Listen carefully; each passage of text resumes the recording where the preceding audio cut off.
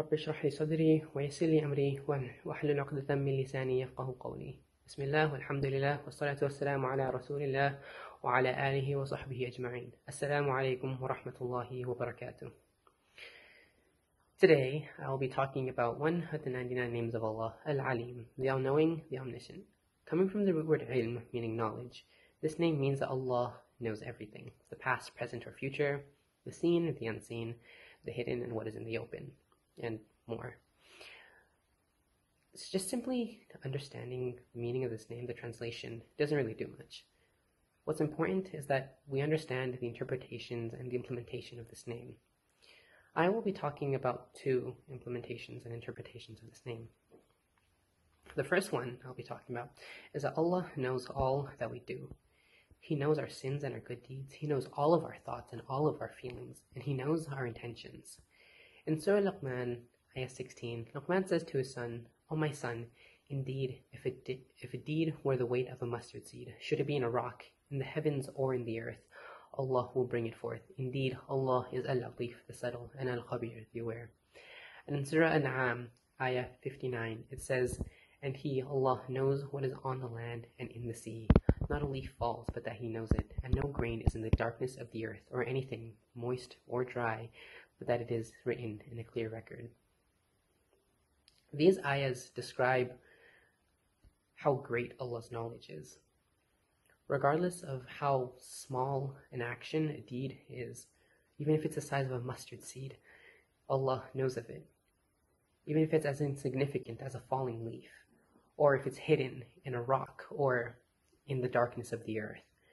And regardless of where it is in the world, on land, on sea, between the heavens and the earth, Allah knows of what we do. This ayah serves as a warning for those who are thinking of committing a sin, and as a glad tidings for those who are doing a good deed.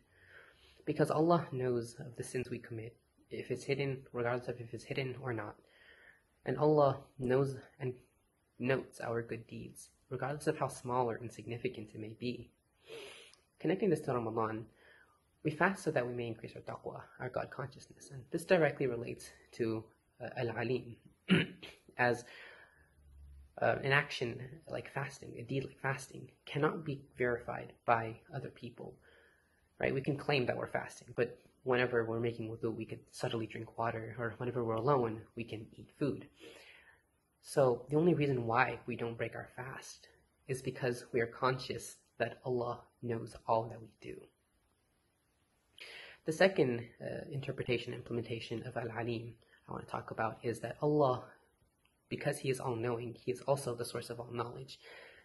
And because of this, we should not be arrogant of the knowledge that we have. We shouldn't be arrogant of how much we know. And we should always seek to obtain knowledge that is beneficial and to avoid knowledge that is useless or harmful. In Surah Baqarah, ayah 31, it says, "And He, Allah, taught Adam the names." This ayah talks about how Allah taught Adam knowledge, and this knowledge reached us through generations of being passed down.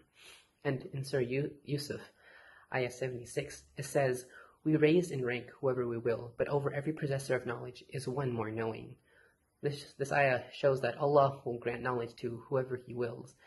And regardless of how much we know, we should not be arrogant, because there are those who know more than us. There is stuff that we do not know. And in Surah Baqarah, ayah 102, it talks about two angels, Harut and Marut, who were sent to the people of Babylon. The angels taught the people magic as a test, and the people used it for evil. The ayah says that the people learned what harmed them and did not benefit them. This ayah shows that there is knowledge that can be harmful, and therefore should be avoided. And instead, what we should do, right, is we should seek knowledge that is beneficial. There's a Sahih Hadith with a dua. It goes like this: "Allahumma inni as'aluka ilman nafi'an wa rizqan tayyiban wa amalan mutaqabbalan." It translates to, "O Allah, I ask you for your knowledge I ask you for knowledge that is beneficial, for a good provision and deeds that will be accepted." As believers, we are encouraged to seek knowledge. This applies even more so for students. So we should make dua for beneficial knowledge. The best time to make dua is whenever we're fasting or at night. And connecting it to Ramadan, well, we're fasting 29 days straight, right? And we are constantly standing at night for tarawih, for qiyam. So during this time, we should take the opportunity to make dua for knowledge that's beneficial. That is all that I have for. سبحانك اللهم وبحمدك أشهد أن لا إله إلا أنت أستغفرك وأتوب إليك. السلام عليكم ورحمة الله وبركاته.